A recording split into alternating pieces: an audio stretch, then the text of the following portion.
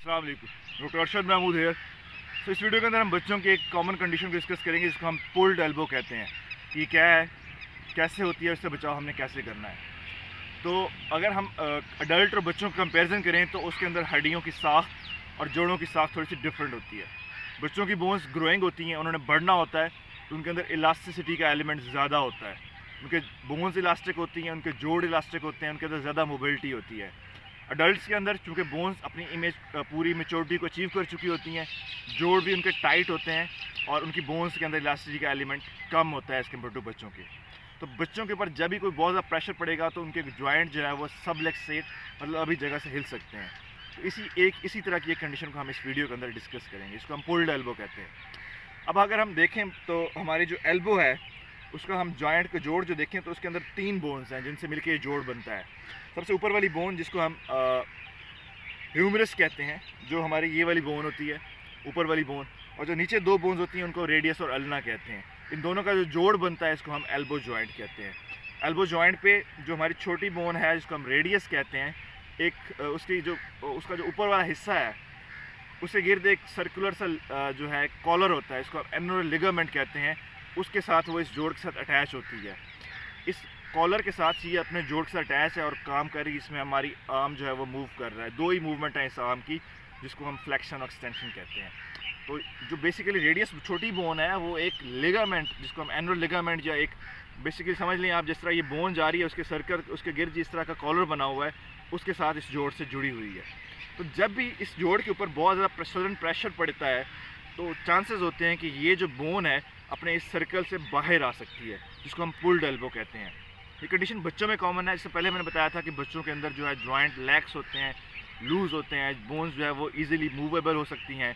तो इसलिए बच्चों के अंदर ये कंडीशन है, खासकर बच्चों की एज ग्रुप जिसमें 2 से 5 साल के बच्चे के अंदर ये होता है। अब सडन प्रेशर कैसे पड़ेगा इस जॉइंट के ऊपर, तो 3-4 कंडीशन है जो मैं बताता हूँ जिसको आपने अवॉइड भी करना है। तो उसके अंदर ये चीज़ हो सकती है। अब सपोज जब 2 पेरेंट्स जा रहे हैं साथ, उनके बच्चा है, तो उमूमन क्या करते हैं वो बच्चे को एक पेरेंट ने एक साइड से पकड़ लिया, दूसरे पेरेंट ने बच्चे को दूसरी साइड से पकड़ लिया, तो दोनों ऐसे पकड़ के लेके जाते हैं। तो जब बच्चे को आप ऐसे पकड़ के ऊपर लेके जाएंगे तो कंडीशन हो सकता है कि बच्चे की उसमें पुल्ड एल्बो, तो ये काम बिल्कुल नहीं करना। बाज़ बार ये होता है कि पेरेंट्स बच्चे को दोनों बाजू से पकड़ते हैं और उसको झूला झुलाते हैं, ठीक है। तो ऐसी कंडीशन में बच्चे के इस लिगामेंट पे स्ट्रेस पड़ सकता है, इससे अवॉइड करना है। तो बच्चे को पकड़ के इस तरह सर्कल में घुमाना नहीं, झूला नहीं झुलाना, इससे भी पुल्ड एल्बो हो सकता है। बाज़ दफ़ा बच्चा कहीं दूर आपसे भाग रहा हो और बच्चे को आप उसके बाजू से पकड़ लेते हैं, सिर्फ एक बाजू से पकड़ के हाथ से पकड़ खींचने की कोशिश कर रहे होते हैं और बच्चा दूसरी साइड पे ज़ोर लगा रहा होता है, तो उस कंडीशन में भी ये जो जॉइंट है ये अपनी जगह से हिल सकता है, पुल्ड एल्बो हो सकती है बच्चे को।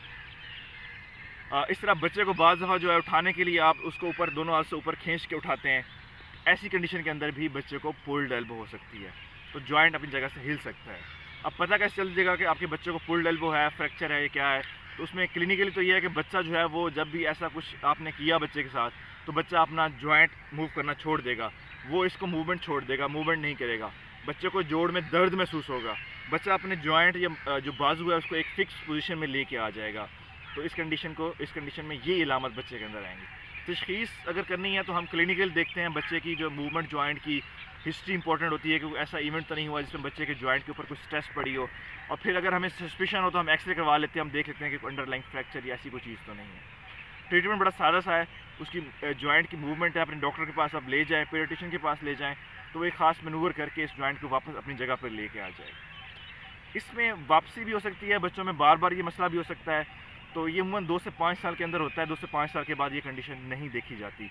तो मैसेज इस वीडियो का यही है कि ये जो चीज़ें मैंने बताई हैं जो इसकी काजेज़ हैं जिसमें इस जॉइंट के ऊपर स्ट्रेस पड़ता है, ज़ोर पड़ता है, बच्चों के अंदर खासकर जो 2 से 5 साल के बच्चे हैं उनके अंदर इस चीज़ को अवॉइड करें।